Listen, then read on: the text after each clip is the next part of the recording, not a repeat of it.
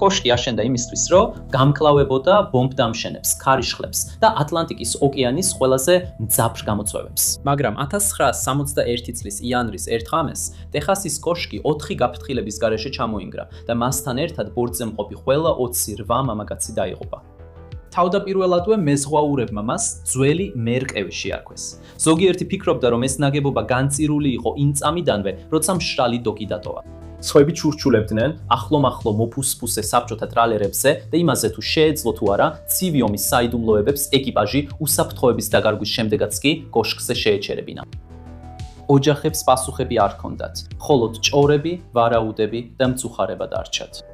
კოშკი შტორმმა გაანადგურა, საბედისწერო საინჟინრო ხარვეზებმა თუ რამე ბევრად უფრო საიდუმლო მიზეზმა.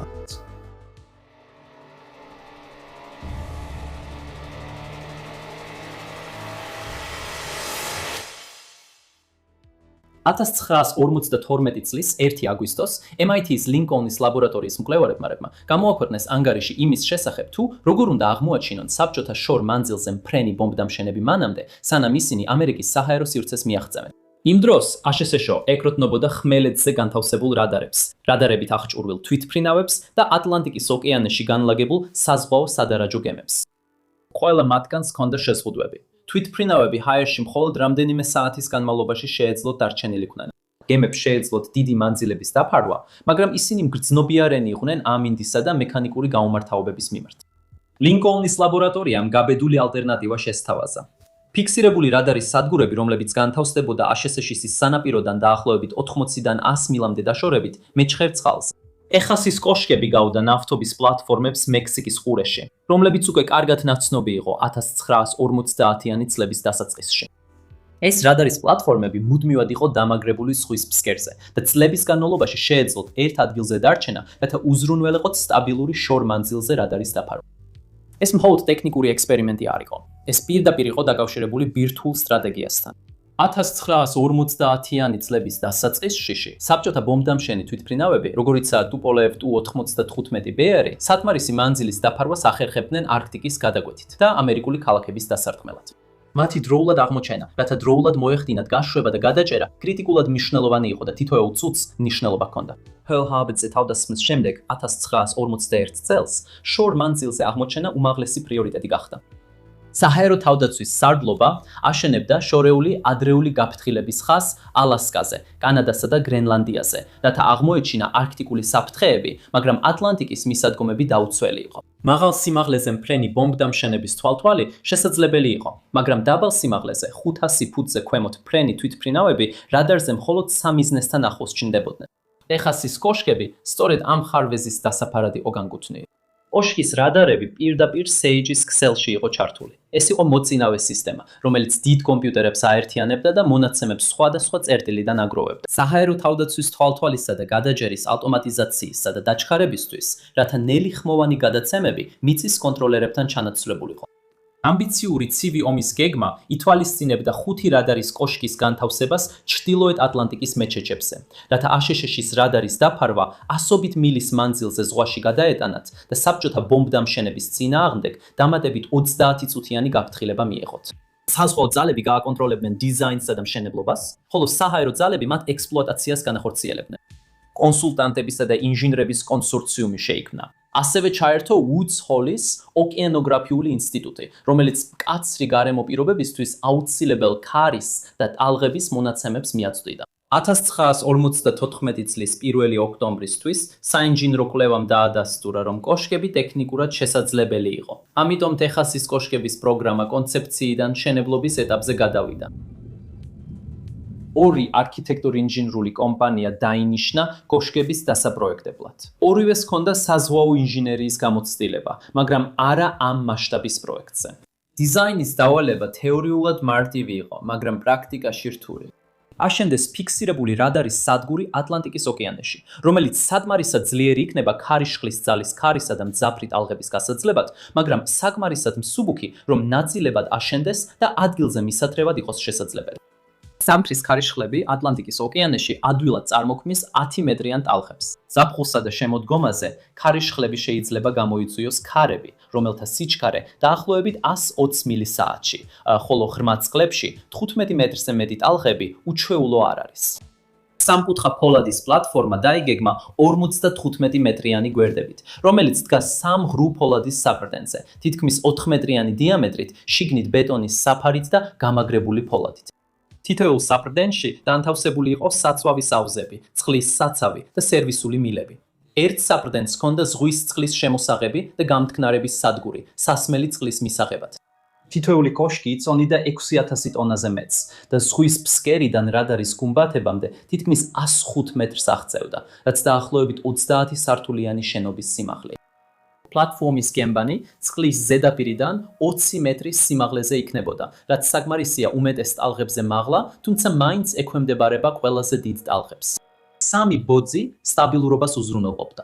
ტვირთს თანაბრად გადაანაწილებდა და 4 ბოძიან პლატფორმასთან შედარებით მშენებლობის მოცულობას შეამცირებდა. მაგრამ სამკუთხა განლაგება ასევე ნიშნავდა, რომ თუ ერთი მხარე დასუსტდებოდა, დატვირთვები სწრაფად გადაეცემოდა და გაძლიერდებოდა მთელ კონსტრუქციაზე. მშენებლობა ორ ეტაპად იყო დაგეგმილი. სამკუთხა პლატფორმის გემბანები მშრალ დოკში აშენდებოდა, სადაც უკვე დამონტაჟებული იქნებოდა რადარის კოშკები, საცხოვრებელი სექციები და აღჭურვილობა. ფეხები დამზადდებოდა როგორც გრძელი ღრუ მილი, შიდა გამადრებით. 2 და 3 კოშკის ფეხები პლატფორმაში მშრალ დოკში იყო ინტეგრირებული, რათა მთელი კონსტრუქცია ზღვაში გადაყვანა შესაძლებელი ყოფილიყო.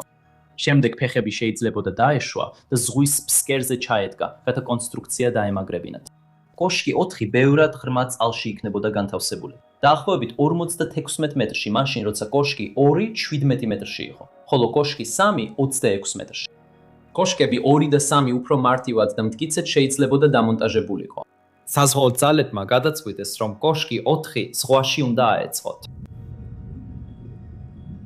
ეხასის კოშკების პროგრამა 1950-იანი წლების შუა პერიოდში მშენებლობის ეტაპზე გადავიდა. სამივე კოშკი დასრულებამდე ოდნავ განსხვავებულ გზას დაადგა და მეოთხე კოშკის პრობლემები თავიდანვე გამოიკვეთა. ტეხასის მეორე კოშკის მშენებლობა დაიწყო ბეთლეჰემის ფოლადის გემთმშენებელ ქარხანაში, κουინსიში, მასაჩუსეტსში, მშრალ დოკში, სადაც მის სამ ფეხს სამკუთხა პლატფორმაზე ამაგრებდნენ. დამზადების შემდეგ მთელი კონსტრუქცია ერთიანად გააცურეს და ბუქსირით მიიყვანეს მის ადგილამდე, რომელიც კეიპ კოდის სანაპიროდან 86 საზღვაო მილის დაშორებით მდებარეობდა. ფეხები ჩაუშვეს დაახლოებით 17 მეტრი სიღრმის წყალში და კონსტრუქცია დაახლოებით 19 მეტრით ჩაამაგრეს ზღვის ფსკერზე. იმის გამო, რომ ფეხები უფრო ღრმად იყო ჩაფლული, ვიდრე წყლის სიმაღლე იყო, კოშკს მყარი და სტაბილური საფრდენი ჰქონდა. კოშკი 2 ექსპლუატაციაში შევიდა 1955 წელს და მისი ღირებულება 12.3 მილიონი დოლარი იყო. ეს იყო კონცეფციის დამადასტურებელი მაგალითი. მოქმედი ოქშორული რადარის პლატფორმა, რომელიც მუდმივად იყო მიმაგრებული ზღვის ფსკერზე, საცხოვრებელი სივრცითა და რადარის აპარატურით. კოშკი 3 მდებარეობდა დაახლოებით 57 საზღვაო მილის დაშორებით ნანდაკეტიდან სამხრეთ-აღმოსავლეთით, დაახლოებით 26 მეტრი სიღრმის წყალში. მისი საფრდენი ფეხები უფრო გრძელი იყო, 61 მეტრი, მაგრამ აშენების მეთოდი იგივე იყო. ფეხები და პლატფორმა ერთად აშენდებოდა მშრალ დოკში, შემდეგ მთელი კონსტრუქცია წყალში ტივდებოდა და ადგილზე თავსდებოდა. ის დასრულდა 1957 წლის მაისში. სულ რაღაც 10 მილიონ დოლარზე ოდნავ მეტი დაჯდა. მისი ფეხები დაახლოებით 18 მეტრით იყო ჩასმული ზღვის ფსკერში, რათა მეორე კოშკის მსგავსად მტკიცე საფუძველი ჰქონოდა. ტეხასის მეოთხე კოშკი უფრო რთული იყო. ის მდებარეობდა დაახლოებით 55 საზღვაო მილის დაშორებით ლონგ-აილენდიდან სამხრეთით და 74 საზღვაო მილის დაშორებით ნიუ-ჯერსიდან აღმოსავლეთით, თითქმის 55 მეტრის სიღრმის წყალში, რაც ორჯერ აღემატებოდა სხვა ორი პლატფორმის სიღრმეს. ეს სიღრმე ნიშნავდა ბევრად გრძელ ფეხებს, დაახლოებით 77 მეტრი მთლიანობაში. დამატებითი დატვირთვის ასათანად, ინჟინრებმა ფეხების წყალქვეშა სიგრძეზე 3 დონეზე ფოლადის ჯვარედინი გამაგრება დაამატეს. დამონტაჟება სრულიად განსხვავებული იყო. პლატფორმისა და ფეხების ერთიანად გადაზიდვის ნაცვლად, თავე 4-ის ფეხები საფრდენი ჩარჩო, ჰორიზონტალურად გააცურეს და შემდეგ ზღვაში სამფეხა კონსტრუქციად დააბენეს. პლატფორმა მათ შორის გააცურეს. არები დაიხურა, რათა ფეხები დაეჯირათ და მთელი კონსტრუქცია საჭირო პოზიციაზე აწიეს. თავიდანვე Tower 4-მა სუსტი მხარეების შემაშფოთებელი ნიშნები აჩვენა. 1957 წელს, როდესაც ობიექტზე გადაჰყავდათ, ძლიერი ტალღების გამო ზოგიერთი დიაგონალური გამაგრება გადაიხარა და ზოგიც საერთოდ გათხრა. კონსტრუქციის მშრალ დოქში დაბრუნების ნაცვლად ეკიპაჟმა მისი შეკეთება სხვაში სცადა. როდესაც ფეხები საბოლოოდ ასწიეს და პლატფორმაზე დაამაგრეს, ისინი ლითონს აეკრეს და დაახლოებით 25 სანტიმეტრის სიღრმისა და თითქმის 2 მეტრის სიგანის ღრმა ღარები დატოვეს ზუსტად იმ ადგილას, სადაც A და B ფეხები ნაპირს უყურებდნენ. დაზიანება თვალსაჩინო იყო, ისევე როგორც კიდევ ერთი პრობლემა. ფეხები ზღვის ფსკერზე, მხოლოდ დაახლოებით 5.5 მეტრის სიღრმეზე იყო ჩასმული. შედარებისთვის, მეორე და მესამე კოშკები ქვიშაში 18 მეტრზე მეტ სიღრმეზე იყო ჩასმული. ეს განსხვავება იმას ნიშნავდა, რომ მეოთხე კოშკის საძირკველი ბევრად უფრო ზედაპირული და ნაკლებად სტაბილური იყო. ქაღალდზე ეს შთამბეჭდავ ციხესიმაგრეს ჰგავდა. სინამდვილეში კი აშენების პირველივე წუთიდანვე მასში დაფარული სისუსტეები იყო. 1957 წლის ბოლოსთვის ტეხასის კოშკები მხოლოდ პროტოტიპები აღარ იყვნენ. ეკიპაჟები უკვე კოშკებზე იმყოფებოდნენ, სისტემები მუშაობდა და რადარის მონაცემები მადერიქსზე გადაეცემოდა. საზღვაო რადარის პლატფორმების იდეა რეალობად იქცა, მაგრამ ნამდვილი კონსტრუქცია ნაკლებად სტაბილური და სანდო აღმოჩნდა, ვიდრე გეგმები პირდებოდა. თითოეული კოშკი პატარა, იზოლირებულ საზღვაო ბაზას ჰგავდა. მას ჰქონდა საცხოვრებელი სივრცე 75 რიგითისთვის და 8 ოფიცრისთვის, სამზარეულო, სასადილო, სამედიცინო პუნქტი და დასასვენებელი ადგილები. ქვედა გემბანზე იყო აუზები, ტუმბოები და ტექნიკური აღჭურვილობა, ხოლო ზედა გემბანებზე განთავსებული იყო რადარისა და კომუნიკაციების სადგური. ეკიპაჟები ცვლებში მუშაობდნენ ხანგრძლივი პერიოდით, ხშირად კვირეობით რჩებოდნენ. მარაგები და შემცვლელი ეკიპაჟი ხომალდით ან ვერთმფრენით ჩამოდიოდა. თავდაპირველად გადაკეთებული სანაპირო დაცვის ხომალდი ნიუ ბედფორდი ასრულებდა ამ დავალებებს. ეკიპაჟს ამწით და რგოლის ფორმის სპეციალური კალათით აყვანდნენ გემზე, რაც მშვიდ ინჩი მარტივი იყო, ხოლო შტორმის დროს ატრაქციონს ჰგავდა. მოგვიანებით ვერთმფრენებმა, როგორიცაა H-21 Workhorse და Seahorse-კი, ეს 61 გადაიბარეს ეს საქმე და ერთდროულად 28 კაცის გადაყვანაც შეეძლოთ. მიუხედავად ჩრდილოეთ ატლანტიკის მკაცრი, ხმაურიანი და რყევებით სავსე გარემოსი, მეზღვაურებმა ყოველდღიური რუტინები ჩამოაყალიბეს. ახალი პურის გამოცხობა, შეზღუდული ინგრედიენტების საკვებად გადაქცევა და მცირე რიტუალების პოვნა, რომ მორალი შეენარჩუნებინათ თავიანთ მცურავ ფორპოსტში. კოშკები აშენდა იმისთვის, რომ რადარის დაფარვა ატლანტიკის სიღრმეში შეეღწია და ამ ამოცანას საკმაოდ კარგად ასრულებდნენ. რადარები შეძლებდნენ დიდი თვითმფრინავების, მაგალითად B-47-ის დაფიქსირებას მაღალ სიმაღლეზე, დაახლოებით 200 საზღვაო მილის მანძილზე. მაგრამ დაბალ სიმაღლეზე სისტემა სირთულეებს აწყდებოდა. თვითმფრინავები, რომლებიც წყლის ზედაპირიდან დაახლოებით 150 მეტრზე დაფრინავდნენ, მხოლოდ 50 საზღვაო მილის მანძილზე ჩანდა. ეს დაბალ სიმაღლეზე მომუშავე ბომბდამშენების შეტევებისთვის სერიოზულ ბრმა ზონას ტოვებდა. სწორედ იმ საფრთხეს, რომლის აღკვეთაც კოშკებს უნდა გაეკეთებინათ. ჰაერში განლაგებულ ადრეული გაფრთხილების თვითმფრინავებს მაინც უწევდათ პატრულირება და იმ ზონების დაფარვა, რასაც კოშკები ვერ ხედავდნენ. მაშინაც კი, როცა რადარები მუშაობდა, მათი მონაცემების ნაპირზე გადმოცემა კიდევ ერთი სირთულე იყო. კოშკები ისე იყო დაპროექტებული, რომ ინფორმაცია პირდაპირ Sage-ის კომპიუტერულ სისტემაში გადაეცათ, მაგრამ განახლება გრაფიკს ჩამორჩა.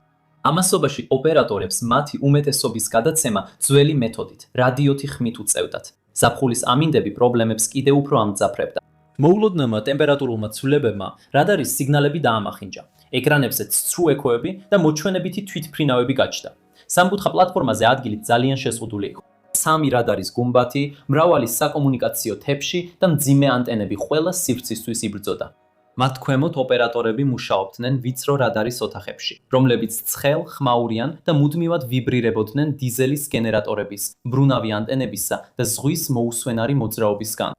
იმდენი აპარატურის ესეთი ახლოს თავმოყრის გამო ელექტრომაგნიტური ჩარევა გარდაუვალი იყო და შედეგად სისტემა ხშირად სწორედ მაშინ ხდებოდა ნენდობადი, როცა ყველაზე მეტად იყო საჭირო. ერთ-ერთი ყველაზე დიდი პრობლემა იყო მოძრაობა, რომელსაც ინჟინრები ითვალისწინებდნენ, მაგრამ სრულად ვერასდროს აშორებდნენ. კოშკები ფიქსირებული იყო, მაგრამ ზოგიერთმა ქარიშხალმა ისინი გააქანავა და ააცგერა. რყევა იმდენად ხშირად ხდებოდა, რომ საჰაერო ძალების ეკიპაჟებმა კოშკი 4 მეტსახელად ბებერი მერყალა დაარქვეს. ეს მხოლოდ ეკიპაჟისთვის არ იყო უსიამოვნო. რადარებს სწორი მუშაობისთვის სტაბილური პლატფორმა სჭირდებოდათ. კოშკი 4-ის შემთხვევაში პრობლემა კიდევ უფრო მძაფრი იყო. ღრმა წყალი იმას ნიშნავდა, რომ მის გრძელ ფეხებს კიდევ უფრო მეტად მოუხდებოდა მოღუნვა. ზედაპირული საძირკველი კი ზღვის ფსკერზე სუსტ დამაგრებას იძლეოდა. მშენებლობის დროს მიღებულმა დაზიანებებმა სუსტი წერტილები დატოვა, რამაც ვიბრაცია კიდევ უფრო გააძლიერა. 1958 წლის ბოლოსთვის, დასრულებიდან სულ რაღაც 1 წლის შემდეგ, მეოთხე ანძაზე უკვე უფრო მეტი სტრუქტურული დაძაბულობა შეიმჩნეოდა, ვიდრე მოსალოდნელი იყო. 1958 წლისთვის ტეხასის ანძები უკვე აშენებული და მოქმედი იყო, მაგრამ მათი ყველაზე რთული გამოცდა ჯერ კიდევ წინ ელოდათ. ჩრდილოეთ ატლანტიკამ გაწრია და 1 წლის განმავლობაში შტორმები დაარტყამენ მეოთხე ანძას და გამოავლენენ, რამდენად მყრიფე იყო მისი დიზაინი და კონსტრუქცია სინამდვილეში. 1958 წლის 24 აგვისტოს ნოამ ტროპიკული შტორმი შენიშნა მაიამისგან დაახლოებით 260 საზღვაო მილის აღმოსავლეთ-ჩრდილოეთით. რამდენიმე დღეში ის გაძლიერდა და გადაიქცა ქარიშხალ დეიზად, რომლის ქარის სიჩქარე 120 კვანტს, ანუ დაახლოებით 140 მილი საათში აღწევდა. დეიზი თითქმის პირდაპირ გადაუვიდა მეოთხე კოშკს. ქარიშხალმა 15 მეტრზე მაღალი ტალღები და იმაზე უფრო ძლიერი ქარები მოიტანა, ვიდრე კოშკი იყო გათვლილი. მას შემდეგ, რაც დეიზი გადავიდა, კვინთავებმა ებმა დაათვალიერეს კოშკი. 15 მეტრიანი ტალღები ფოლადის გემსაც კი სათამაშო სავადრიალით ატრიალებს. კოშკი ტალღებზე არ დაცურავს, ის მათ მთელ ძალას პირდაპირ იღებს. ყოველი ტალღა სტრესს აყენებს საყრდენებს. ისევ და ისევ, ეს არის ის ნიმუში, რომელსაც წყლის ხაზთან დაკავშირებულ ამბებში უპოულობ. ოკეანე ყველა ნაგებობას, ყველა დიზაინს და თითოეულ ადამიანს ზღვარზე აბენებს. კვინთავებმა 20 მეტრის დონეზე AB მხარეს მოშვებული გამაგრება იპოვეს, იმავე მხარეს, რომელიც მშენებლობის დროს დაზიანდა. გამაგრება მყარად არ იჭერდა. საზღვაო ძალებმა თავდაპირველი კონტრაქტორი უკან გამოიძახეს, რომ შეკეთება ჩაეტარებინა. სანამ სამუშაო დასრულდებოდა, მეოთხე კოშკმა 1958-1959 წლების ზამთარში კიდევ 5 შტორმი გადაიტანა, ქარის სიჩქარით საათში 90 მილამდე და 10 მეტრიანი ტალღებით. სარემონტო სამუშაოები მხოლოდ 1959 წლის მაისში დასრულდა. შემდეგ მღვინთავებმა განაცხადეს, რომ კოშკის მოძრაობა აშკარად შემცირდა. ამ ეტაპზე ის სტაბილური ჩანდა. ეს სტაბილურობა დიდხანს არ გაგრძელდა. 1960 წლის იანვარში მეოთხე კოშკზე მყოფმა ეკიპაჟებმა უცნაური ხმები და ის, რასაც ისინი ჩვეულებრივ რხევაზე მეტად არანორმალურ მოძრაობას უწოდებდნენ, აღნიშნეს. დაინიშნა კიდევ ერთი წყალქვეშა შემოწმება. თებერვალში მღვინთავებმა დაადასტურეს, რომ AB სიბრტყეში, როგორც 8 მეტრზე, ასევე 23 მეტრზე, კიდევ უფრო მეტი მოშვებული გამაგრება იყო, რაც მიუთითებდა, რომ იგივე სისუსტეები დაბრუნებულიყო, მიუხედავად ადრე ჩატარებული შეკეთებისა. საჰაერო ძალებმა თავდაპირველი საპროექტო კომპანიებიდან ერთ-ერთი უკან დააბრუნეს, რათა სტრუქტურა შეეფასებინათ. მათი დასკვნა ერთმნიშვნელოვანი იყო. დაუყოვნებელი გამაგრების გარეშე მეოთხე კოშკი შეიძლება წელსვე ვერ გაძლოს. მთავარი ინჟინერი აფრთხილებდა, ეს საგანგებო მდგომარეობაა. თუ ამ კოშკთან დაკავშირებით არაფერს დავაკეთებთ, შეიძლება დავკარგოთ იგი. თუ 1 აგვისტომდე არ იქნება მიღებული ზომები. ინჟინერებმა შემოგთავაზეს წყლის ზედაპირის ზემოთ X ფორმის ფოლადის ჯვარედინი გამაგრებების დამატება, რათა კოშკის ფეხები გამაგრდეს. ეს დიდი სამუშაო იყო, რომლის ღირებულება $500,000-ზე მეტი იყო, რაც თითქმის 5%-ს შეადგენდა თავდაპირველი სამშენებლო ბიუჯეტიდან. სამუშაოები დასრულდა 1960 წლის აგვისტოში და საპროექტო ინჟინერებმა დაადასტურეს, რომ კოშკი 4 თავის თავდაპირველ სიმტკიცეს დაუბრუნდა. მათ განაცხადეს, რომ კოშკს კვლავ შეეძლო გაეძლო 125 მილი საათში სიჩქარის ქარისთვის და 11 მეტრიანი დამრღვევი ტალღებისთვის. მაგრამ სულ რაღაც 1 თვის შემდეგ კიდევ ერთი შტორმი ამ განცხადებებს გამოცდას მოუწყობდა. 1960 წლის სექტემბრის დასაწყისში ქარიშხალი დონნა ატლანტის ოკეანეს გადაკვეთა და ფლორიდის ქისში მეოთხე კატეგორიის სიმძლავრეს მიაღწია. ქარის სიჩქარით 140 მილი საათში ჩრდილოეთისკენ გადაადგილებისას იგი დასუსტდა, მაგრამ მაინც უზარმაზარი ძალა ჰქონდა. საჰაერო ძალების სარდლობამ დაიმახსოვრა დეიზი და დონას მოსვლამდე ყველა კოშკი 4-დან ევაკუაცია მოახდინა, რაც სწორი გადაწყვეტილება აღმოჩნდა. 1960 წლის 12 სექტემბერს ქარიშხალი დონნა კოშკს დაატყდა ქარის სიჩქარით 130 მილი საათში და 15 მეტრზე მაღალი ტალღებით. ქარიშხალმა გაანადგურა ფლაიბრიჯი და ასევე დეკის ქვემოთ მდებარე სარემონტო პლატფორმა, რომელსაც მღვინთავები იყენებდნენ შესასვლელად და სერიოზულად დააზიანა ახალი ზედაპირული გამაგრების ნაწილები. როდესაც მღვინთავები ნოემბერში დაბრუნდნენ, მათ ასევე აღმოაჩინეს სერიოზული დაზიანება წყალქვეშა გამაგრებებში, კვლავაც AB სიბრტყეში, ზედა დონეებზე კონცენტრირებული. 1959 წლის რემონტმა ვერ გაუძლო. ხოლო 1960 წლის გამაგრება უკვე დაზიანებული იყო. კოშკი ჩავარდა დაზიანების, შეკეთებისა და ხელახალი დაზიანების ციკლში, რომელიც ყოველ შტორმის სეზონთან ერთად უფრო და უფრო აჩქარდებოდა. 1960 წლის ბოლოსთვის მთავარი საზრუნავი აღარ იყო რადარი და კომუნიკაციები, არამედ ის იყო თუ არა უსაფრთხო ეკიპაჟებისთვის კოშკი 4-ში მუშაობა. კოშკი 2-სა და 3-ისგან განსხვავებით, რომლებიც უფრო მეჩხე წყალში იდგნენ, კოშკს 4 პრობლემები ჰქონდა აშენების დღიდანვე. მისი არაღრმა საძირკველი, დაზიანებული გამაგრება და მუდმივი დარტყმები ღრმა წყლის შტორმებისგან მუდმივ საფრთხეში ამყოფებდა მას. საჰაერო ძალებსა და საზღვაო ფლოტს შეეძლოთ ნაგებობის ზოგიერთი ნაწილის შეკეთება, მაგრამ მათ არ შეეძლოთ შეეცვალათ ის მკაცრი გარემო, რომელშიც ის იდგა. 1960 წლის ბოლოსთვის კოშკი 4-ზე მყოფმა კაცებმა იცოდნენ, რომ ეს აღარ იყო ის სტაბილური ნაგებობა, რაც უნდა ყოფილიყო. ქარიშხალ დონას შემდეგ პლატფორმა დარჩა გადახრილი და დაზიანებული. საყრდენები გადახვეული, ნაპრალები გაჩენილი და ზედა ხიდი მოწყვეტილი. საჰაერო ძალებმა ეკიპაჟის რაოდენობა 80-ზე მეტიდან მხოლოდ 28-მდე შეამცირეს. ნახევარი საჰაერო ძალების პერსონალი რადარის მართვისთვის იყო. ნახევარი კი სამოქალაქო კონტრაქტორები, რომლებიც სტრუქტურის შეკეთებაზე ზრუნავდნენ. მისია ადრეული გაფრთხილებიდან უბრალოდ გადარჩენაზე გადავიდა. ცხოვრება კოშკში კვირიდან კვირამდე უფრო მკაცრი ხდებოდა. ქარიშხლები ისე ძლიერად აქანავებდა კოშკს, რომ შემდუღებლებს ძლივს შეეძლოთ ჩირაღდნების მყარად დაჭერა. კაცები მოულოდნელად კარგავდნენ წონასწორობას. ზამთრის სხვა გემბანს აყინავდა, რაც ჩვეულებრივ სამუშაოსაც კი სახიფათოს ხდიდა. კაპიტანმა გორდონ პალანმა რისკი ნათვად დაინახა. მან რამდენჯერმე მოითხოვა ევაკუაცია და გააფრთხილა, რომ კოშკი ზამთარს ვერ გაუძლებდა, რადგან ძალიან არასტაბილური იყო. ყოველი მოთხოვნა უარყოფილი იყო. სანაპიროზე მყოფი მეთაურები შიშობდნენ, რომ მისი დაცარიელება საბჭოთა ტრალერებს, რომლებიც ჯაშუშობაში იყვნენ ეჭვმიტანილნი, მიიზიდავდა. მათთვის, ვინც ჯერ კიდევ კოშკზე იყო, ეს ერთ რამეს ნიშნავდა. მათ უნდა გაეძვლოთ ჩრდილოეთ ატლანტიკის ზამთარი ოლდ შეიქიზე. აი ის მომენტი, რომელსაც სხვა უამრავი კატასტროფიდან ცნობ. შიგნით მყოფი კაცები ხედავენ რა ხდება, მაგრამ გადაწყვეტილებას ისინი არ იღებენ. როცა გაფრთხილებებს უგულებელყოფენ, წამზომი განაგრძობს დათვლას, სანამ სამწუხაროდ იმ წერტილს არ მიაღწევენ, საიდანაც უკან დასაბრუნებელი გზა აღარ არის. კვირას 1961 წლის 15 იანვარს ამინდი გაუარესდა. დილით ქარის სიჩქარე 60 კვანტს გადააჭარბა და ტალღები 9 მეტრამდე ავიდა. კოშკმა ახალი, შემაშფოთებელი ფორმით დაიწყო გრეხა და რყევა. საღამოს 4 საათზე კაპიტანმა პელინმა ნაპირს დაუკავშირდა და აცნობა, რომ მისი აზრით კიდევ ერთი საპრდენი იყო მწყობრიდან გამოსული. მან გააფრთხილა, რომ თუ ქარი მიმართულებას შეიცვლიდა, მთელი ნაგებობა შეიძლებოდა ჩამოშლილიყო. რამდენიმე წუთში ერთ-ერთმა კონტრაქტორმა შენიშნა 9 მეტრიანი ბზარი ერთ-ერთი საყრდენის საფუძველში. ისინი იმედოვნებდნენ, რომ შეძლებდნენ გაძლებას მანამ, სანამ ვერტფრენები დილით არ ჩამოვიდოდნენ. მაგრამ ქარიშხალი მხოლოდ ძლიერდებოდა. საღამოსთვის ტალღები 11 მეტრზე მეტი სიმაღლის იყო და ქარის სიჩქარე 85 კვანტს აჭარბებდა. კაპიტანმა პილენმა ბოლო ზარი განახორციელა თავის ცოლთან და უთხრა, რომ ავიამზიდი ვოსპი გზაში იყო. 19:15 საათზე კონტრაქტორმა ჰენრი შუტცმა რადიოთი თავისი ბოლო სიტყვები მოსცა. ჩემი შემდეგი ზარი იქნება ვოსპიდან ან სხვიდან. ეს სიტყვები შემაძრწმუნებელია, არა პანიკაში, არამედ დარწმუნებით ნათქვამი. როცა კაცი ასე ლაპარაკობს, ეს ნიშნავს, რომ მან უკვე შეაფასა შანსები და ისინი არასაკმარისად მიიჩნია. ეს შიში არ არის, არამედ დანებება. 7 აღიარება იმისა, რომ ადამიანის ნება და ინჟინერია თავის ზღვარს მიაღწია. მისი სიტყვები უფრო განაჩენია ვიდრე გზავნილი, რომელიც გვაჩვენებს, როგორ ესმოდათ ბორტზე მყოფებს გარდაუვალობა იმისა, რაც უნდა მომხდარიყო, იმაზე ბევრად ადრე, ვიდრე ამას ოკეანე ცხადს გახდიდა.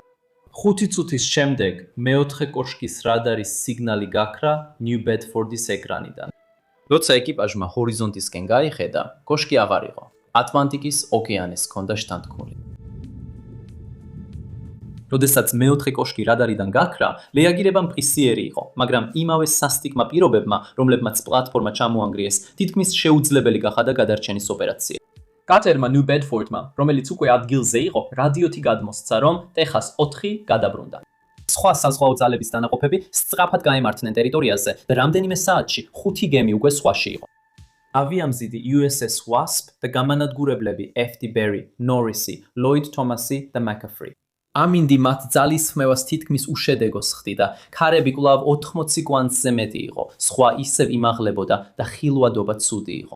ბერტმფრენების ოპერაციები USS Wasp-დან გადადებული იქნა. როცა პირობები ოდნავ შემსუბუქდა, ხომალდმა მოძებნა ადგილი, სადაც კოშკი იდგა. ზედაპირზე თითქმის არაფერი იყო დარჩენილი. ეკიპაჟებმა იპოვეს დამტვრეული პატარა მოტორიანი ნავი, მცურავი ლეიბი და მიმოფანტული ნამსხვრეველი. ზღვაზე მძიმე ფენა იყო დიზელის, სეთისა და ბენზინის, მაგრამ თავად პლატფორმის არც ერთი ნაწილი ტალღებზე არ ჩანდა. თავდაპირველად ხალხი ფიქრობდა, იქნებ ვინმე გადარჩა ჩაძირულ კონსტრუქციაში. წყალქვეშა ნავების მეზღვაურებსა და მყვინთავებს ახსოვდათ შემთხვევები, როცა ჰაერის ჯიბეები ხალხს საათობით ცოცხლად ტოვებდნენ ჩაძირულ ნამსხვრევებში. გამანადგურებელმა მაკაფრიმ სონარზე სუსტი მეტალის კაკუნი დაიჭია, რაც მიანიშნებდა, რომ რაღაც ან ვიღაც შეიძლება ჯერ კიდევ ცოცხალი იყო. საზღვაო მყვინთავები არ აღმაწკლის ჯგუფებიდან შევიდნენ, მიუხედავად იმისა, რომ 7,000 ტონიანი ჩამონგრეული ფოლადის კონსტრუქციის გარშემო მუშაობა სახიფათო იყო. რეალობა ისაა, რომ ამინდი ძირითადად ზედაპირს მოქმედებს და რაც უფრო ღრმად ჩადის მყვინთავი, მით ნაკლებად გრძნობს შტორმს. მათ ნამსხვრევები ძირითადად უცვლელად იპოვეს. ზედაპირთან პარალელურად მდებარე ბასრი კიდეებით წყლის ზედაპირიდან მხოლოდ 6 მეტრში. იმ სიღრმეზე ზედაპირის პირობები ძალიან საშიში იყო. დიდი, გადახრილი კოჭები, არასტაბილური ნამსხვრევები და ჩამონგრევის საფრთხე ნებიხე ნებისმიერ ძებნას შეუძლებელს ხდიდა. მოგვიანებით სამოქალაქო მღვინთავები ასევე აიყვანეს UASP-ზე დასახმარებლად, მაგრამ მათაც ვერ იპოვეს უსაფრთხო გზა შიგნით მოსაძებნად. საბოლოოდ, გადარჩენილი არავინ აღმოჩნდა. მეორე დღეს 16 იანვარს ვერტმფრენებმა ნანგრევებთან ახლოს წყალში მცურავი ცხედარი შენიშნეს. ცხედარი მატაფრიმ ამოიყვანა და დაადგინეს, რომ ის იყო საჰაერო ძალების უფროსი, სერჟანტი. კიდევ ერთი ცხედარი შენიშნეს, მაგრამ ამოღებამდე დაკარგეს. მიუხედავად ფართო საძიებო სამუშაოებისა, სხვა ნაშთები ვერ აღმოაჩინეს. ტეხასის კოშკი 4-ის წევრები თითქმის უეჭველად გაფრთხილების გარეშე ზღვაში გადაცვივდნენ, როდესაც ნაგებობა ჩამოინგრა. ამყინავ პირობებში და 85 კვანძიანი ქარის დროს ღია ოკეანეში გადარჩენა რამდენიმე წუთზე მეტხანს შეუძლებელი იქნებოდა. მღვინთავები აგრძელებდნენ ნანგრევების დათვალიერებას და აღმოაჩინეს, რომ სამივე საძირკველი კვლავ ზღვის ფსკერზე იყო ჩაფლული. მათ დაინახეს, რომ A და C საპრდენები გატეხილი იყო პირდაპირ საძირკვლის ზემოთ. ასევე შენიშნეს, რომ B საპრდენის საძირკვლის ახლოს იყო მოხრილი, მაგრამ არ იყო გატეხილი. ამან აჩვენა, რომ საპრდენები ყველაზე სუსტ წერტილებში დაზიანდა, რაც შეესაბამებოდა წლების განმავლობაში დაგროულ დაზიანებებს და იანვრის ქარიშხლის ძლიერ ზეწოლას. Tower 4-ზე მყოფი ყველა 28 ადამიანი ოფიციალურად დაკარგულად გამოცხადდა ზღვაში. რამდენიმე კვირაში გამომძიებლებმა დაიწყეს კითხვა, იყო თუ არა ტეხასის კოშკი 4 სწორად დაპროექტებული, აშენებული და მოვლილი. 1961 წლის 3 მაისს სენატის მზადყოფნის საგამოძიებო ქვეკომიტეტმა ვაშინგტონში საჯარო მოსმენები ჩაატარა და გამოიძახა საზღვაო ინჟინრები, საჰაერო ძალების ოფიცრები, კონტრაქტორები, მღვინთავები და დიზაინერები.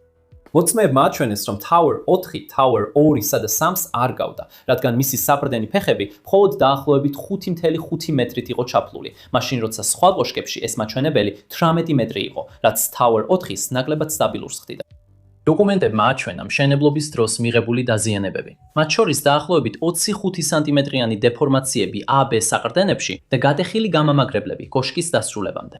წყალქვეშა დამამაგრებლებში ხშირად გამოიყენებოდა შტიფტიანი შეერთებები ზედმეტად დიდი დაშვებებით, რომლებიც შტორმების შემდეგ ფხვიერდებოდა, ხოლო ერთ-ერთმა კონტრაქტორმა საერთოდ გააპროტესტა პინ შეერთებების გამოყენება.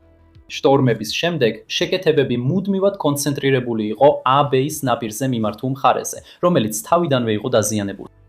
ხალხს განსხვავებული აზრი ჰქონდა 1960 წლის წყალზე და X გამამაგრებლებზე. ზოგი ამბობდა, რომ ეს ზრდიდა ტალღებით გამოწვეულ დადვირთვებს და საძირკვლებზე ბერკეტულ ზემოქმედებას. სხვები კი ამტკიცებდნენ, რომ ამით საჭირო სიმტკიცე ახდა.